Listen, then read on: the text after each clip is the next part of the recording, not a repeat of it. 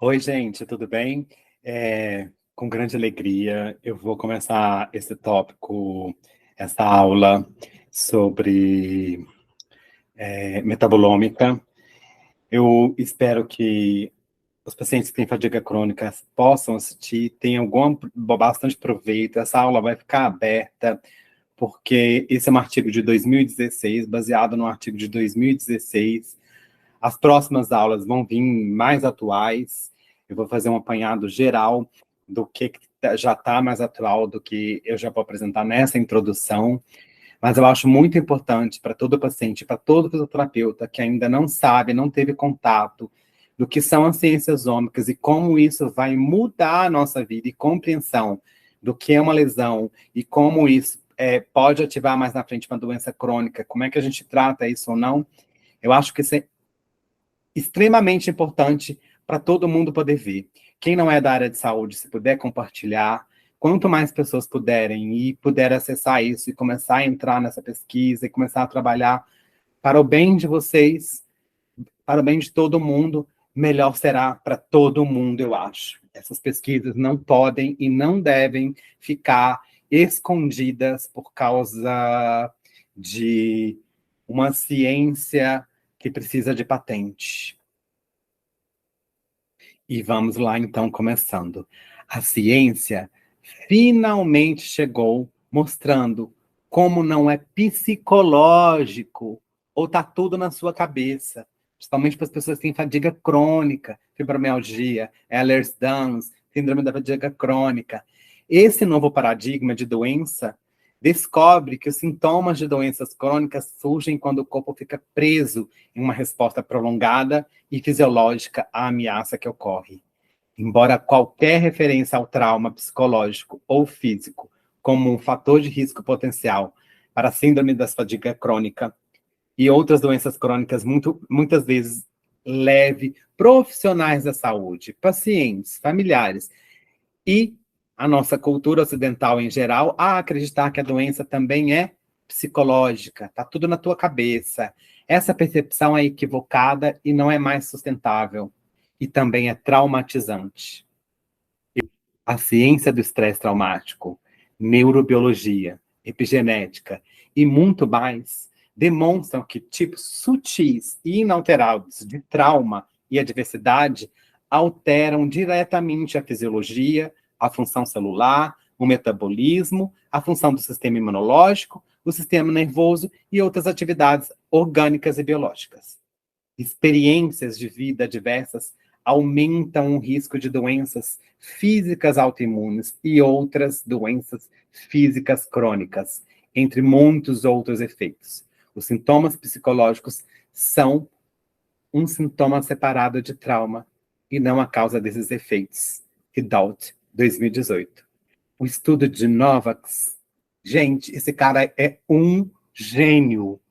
Um gênio, deveria estar sendo estendendo o tapete, ele é um pediatra. Mas, infelizmente, patentes me escondem. Quebrando o mito de fadiga crônica, que fadiga crônica são psicológicas. Em seu estudo, Características Metabólicas da Síndrome da Fadiga Crônica, Novax explicou como essas vias biológicas fazem as respostas de defesa celular. Esta é a resposta de sobrevivência de um organismo saudável a ameaças como infecção, falta de alimentos ou oxigênio, ou frio ou perigos. A resposta de perigo celular, CDR, é a resposta metabólica evolutivamente conservada que protege as células e hospedeiros do dano, ou seja, nos protege. É desencadeada por encontros com ameaças químicas, físicas ou biológicas, que exercem a capacidade de celular de homeostase. 80% dos metabólitos anormais encontrados na síndrome da fadiga crônica fazem parte do CDR. Curiosamente, eles estavam na direção oposta à resposta do CDR.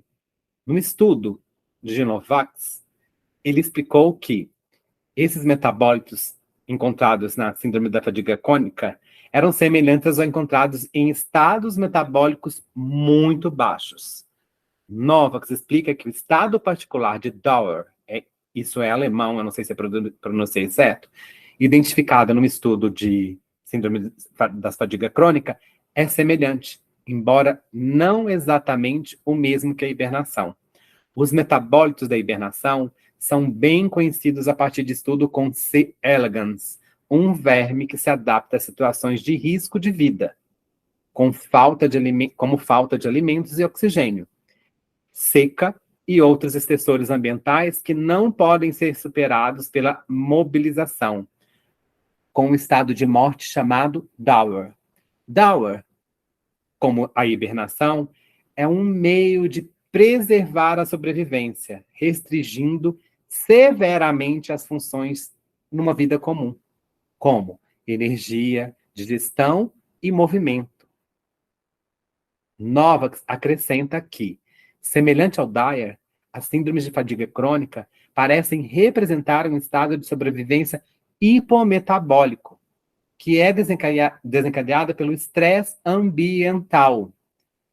O estudo descobriu que os eventos desencadeadores da síndrome da fadiga crônica caíram amplamente em 5 grupos.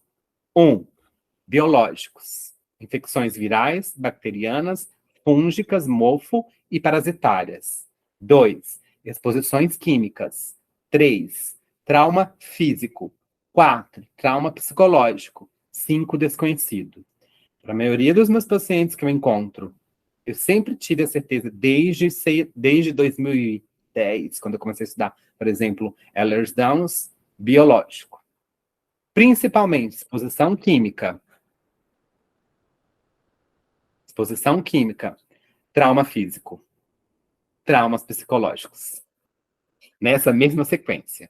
A exposição biológica e química específica e a natureza precisa dos traumas físicos e psicológicos foram diversas, totalizando mais de 12 em apenas essa pequena amostra. Vários pacientes tiveram vários gatilhos que convergiram no mesmo ano. Embora os gatilhos biológicos fossem mais comuns, nenhum agente infeccioso ou outro estressor foi estatisticamente mais prevalente. Tudo isso do estudo de 2016. Novax explica que a síndrome da fadiga crônica não é diretamente causada por esses gatilhos, nem mesmo por toxinas ou infecções tão comuns como os vírus Epstein-Barr ou Lyme. Em vez disso, quando um corpo é exposto a agentes gatilhos e passa a desenvolver a síndrome da fadiga crônica, é devido a uma ativação da resposta de perigo celular. É extremamente importante a gente entender isso. Então, eu ativei uma resposta de perigo celular. No próximo módulo, a gente vai entender perfeitamente isso e como isso leva ao envelhecimento. Esses diferentes estressores ambientais, em outras palavras, desencadeiam uma resposta semelhante de perigo, de hibernação, célula de congelamento em pessoas que desenvolvem a síndrome da fadiga crônica. Assim como eles fazem o verme C, assim como faz os vermes C. elegans. Apenas uma pequena porcentagem de pessoas que estão agudamente infectadas com o vírus Epstein-Barr, EBV, ou vírus herpes humano, 6, ou a doença de Lyme, desenvolvem sintomas crônicos. Se o CDR permanecer cronicamente ativo, muitos tipos de doença complexa crônica podem ocorrer. No caso da síndrome da fadiga crônica, quando o CDR, eu não vou traduzir, vou manter CDR, mas resposta de defesa celular. Quando a resposta de defesa celular fica presa ou é incapaz de superar o perigo, porque, basicamente, para seguir, vocês poderem entender, CDR é um ciclo. Eu sofri uma lesão de uma perna quebrada para a fisioterapeuta poder entender que ele vai falar assim, sou de ortopedia e não me interessa. De uma perna quebrada a um vírus que você encontrou, a célula entra em um ciclo. Ela tem, e as fases mitocondriais mudam e o metabolismo muda em cada ciclo. Então, ela tem o ciclo 1, o ciclo 2 e o ciclo 3. Quando saiu do ciclo 3, a célula está totalmente normal, reintegrada, ela reativa a comunicação célula a célula, nossas células comunicam do pé à cabeça até a cabeça. E ela reestabelece toda a comunicação, além dos hormônios, e reativa tudo. Se isso não acontece, se ela tem gates, do 1 para o 2, ela tem portões. Se todos os padrões não foram obedecidos, ela não passa para a fase 2, ela fica presa. E ele, mais nos módulos seguintes, catalogou cada uma dessas das patologias que a gente tem crônicas, quase praticamente todas, através dos metabólicos, foram catalogados em cada um desses CDRs que elas ficaram presas. Por exemplo, o câncer fica na fase 2, aonde ele começa a crescer célula. A fase 2 seria para crescer célula. A fase 3 é a fase de readquirir o conhecimento inato que a gente tem dentro. Então, é como se ela fosse aprender com as células vizinhas, mas ela não aprende. Ela primeiro readapta, ela religa. Então, eu tenho a fase 1, eu tenho a fase 2, eu tenho a fase 3. Se eu prendi em alguma delas, eu fico num estado de cronicidade. Então, no caso de síndrome de fadiga crônicas, quando o CDR, toda vez que eu falar CDR, resposta de defesa celular. Quando a pessoa fica presa ou é incapaz de superar o perigo, por exemplo, eu sofri um trauma, eu falo muito com os meus pacientes. Não entre na TV se você não tem possibilidade de ver a notícia sem se envolver com a notícia. Você precisa ser neutro, adquirir neutralidade. Eu não posso entrar e ver uma guerra e comprar a ideia Hamas, Israel, por exemplo, que está acontecendo agora, e me envolver, porque eu não tenho como resolver. Isso é uma coisa que eu não resolvo, eu não posso. A probabilidade de você entrar num estado de hibernação, se você ficar traumatizado com aquilo, é grande. E aí você tem um ciclo de CDR não realizado, porque você não precisa ser um trauma físico, não. Pode ser um trauma que eu criei na minha cabeça. Você está se envolvendo com uma notícia que você não tem controle, você não sabe o que faz. Por isso que eu falo, envolva-se em guerras que você consegue resolver. Então, vou voltar aqui no caso da CFC, que são síndromes de fadiga crônica, quando o CDR fica preso ou incapaz de superar o perigo, que é o caso que eu acabei de explicar, um segundo passo entra em ação. Depois que o corpo trabalhou para combater a infecção, e você talvez esteja doente há dias, semanas ou meses, e no caso, do exemplo que eu dei, eu criei um padrão que eu não tenho condição de resolver. E cria um trauma para mim.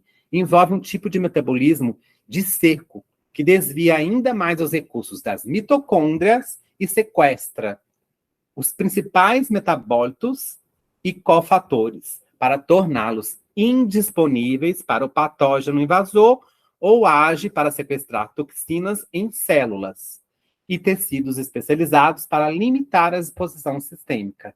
Isso tem o efeito de consolidar ainda mais o estado hipometabólico. Isso é a fase 1 do CDR. Ela, por exemplo, ela aumenta as espécies reativas de oxigênio dentro, ela para de produzir ATP para dentro, ela vai para fora, ela deixa de ter a mitocôndria, deixa de fornecer energia para que endurece a célula, porque se o vírus ou o agente que causou a infecção, se foi um trauma, ela interpreta igual. Não entre e não tenha capacidade de ter oxigênio, ter capacidade de auto-replicar. Novax está dizendo que os efeitos dessas infecções e toxinas são reais, mas que levam à síndrome da fadiga crônica, porque desencadeiam um padrão específico de resposta ao perigo celular naqueles que desenvolvem a fadiga crônica.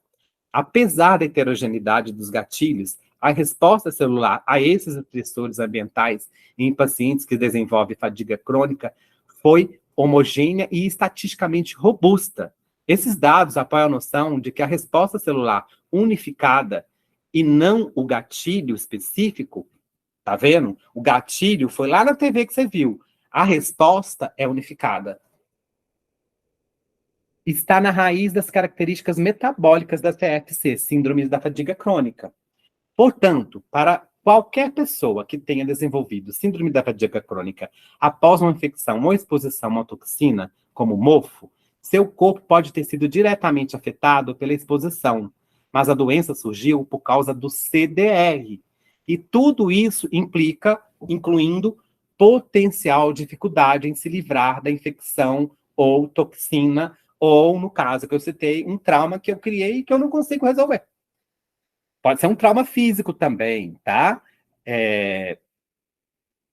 Como Novax descreveu em seu documento e perguntas, esse documentos e perguntas vai estar disponível, eu vou traduzi-lo, todas essas respostas e perguntas feitas a ele. Se eu tiver tempo, ainda vou colocar mais uma entrevista recente dele. Isso, então, como Novax descreveu em seu documento de perguntas e respostas, isso não é porque a síndrome da fadiga crônica é psicológico.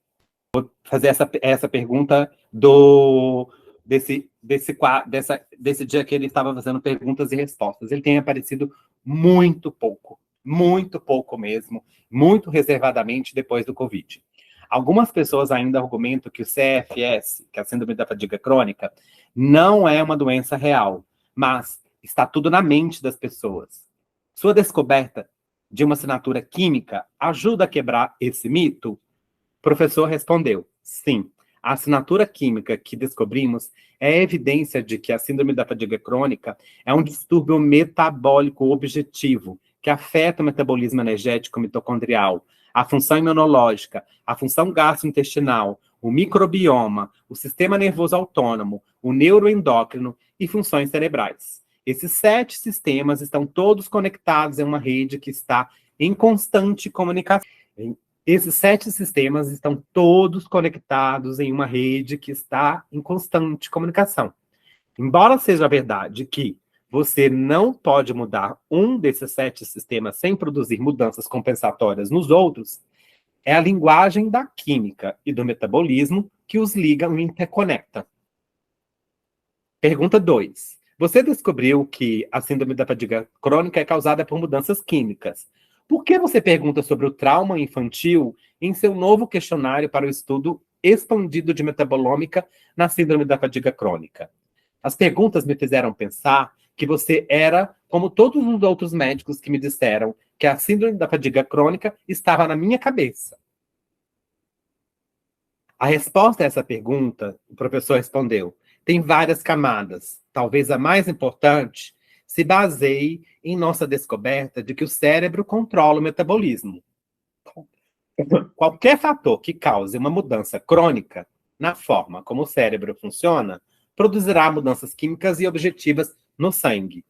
Reciprocamente, qualquer mudança crônica em qualquer um dos 7 sistemas listados na primeira pergunta produzirá alterações químicas compensatórias no sangue, que são coordenadas pelo cérebro, mas também pode alterar a função cerebral. Profunda perda pessoal, luto, depressão, medo, dor crônica, ansiedade, transtorno obsessivo, causam alterações químicas no sangue, que podem serem medidas na metabolômica. Estamos tentando estudar essa química do risco objetivamente.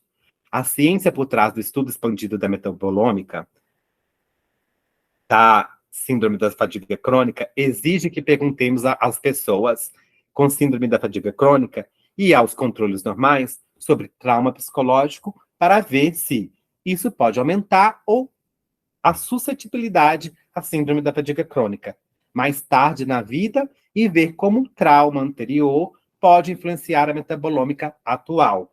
Então, ele está fazendo pergunta lá atrás para estudar hoje. Aqui estão alguns insights sobre por que as pessoas com síndrome da fadiga crônica podem experimentar estados de hibernação. Como é possível ter chegado a um estado que parece mortal e por que pode ser tão difícil se recuperar.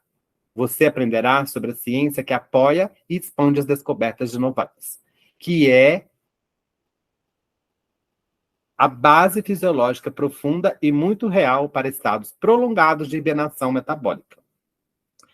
E adicione mais contextos ao motivo pelo qual a síndrome da fadiga crônica não é mais psicológico, ou tudo está nas suas cabeças?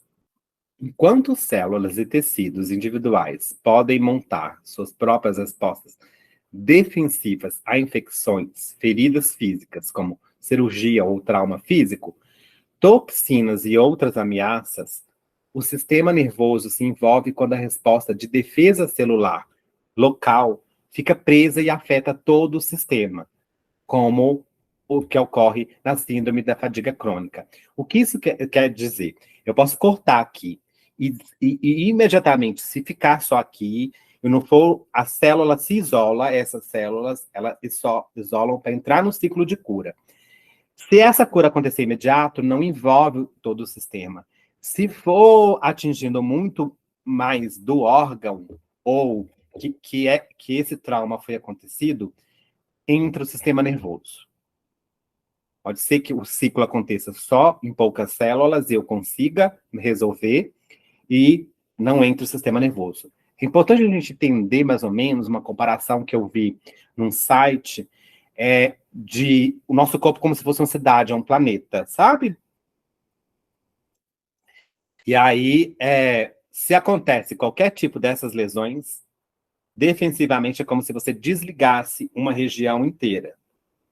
Se essa região aqui resolve, eu não preciso chamar o prefeito para resolver.